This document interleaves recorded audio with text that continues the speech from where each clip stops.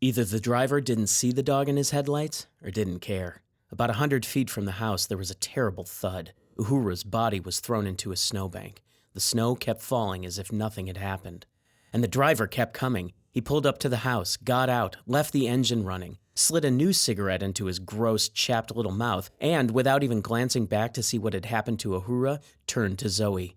He looked like hate. He was middle-aged with a graying buzz cut and acne scars.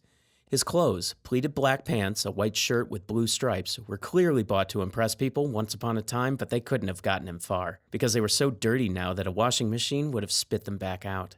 Zoe raced down the steps and knelt over Uhura in the snow. The dog was shaken, but alive. The man didn't say a word. He certainly didn't apologize. He just stood there, his eyes sliding over Zoe's body and leaving slime trails like snails.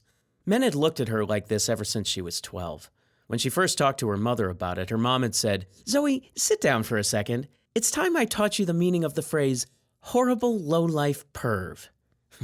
Zoe had always loved her for that. This particular lowlife was grinning, which made her veins twitch. "You hit my dog," she said. "Are you insane?"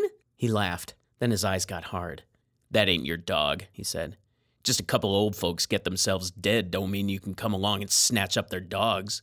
He flicked his cigarette on the driveway where it fizzled out in the snow. "And whereabouts is the other one? The chicken shit one?" He knew Spock and Uhura.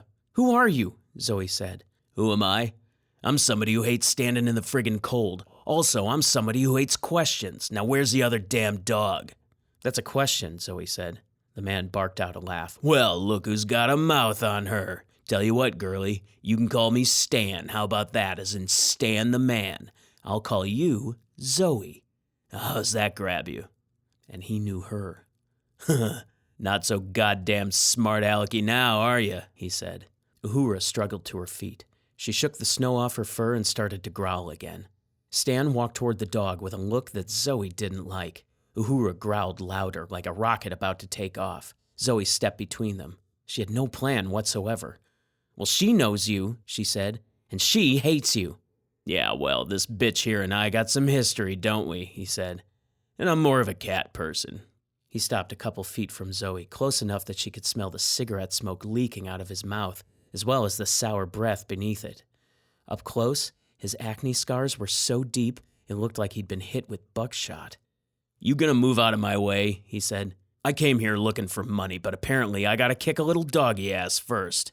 Zoe was scared and had no idea what to do. He must have seen that, because he didn't wait for an answer. He sprang at her.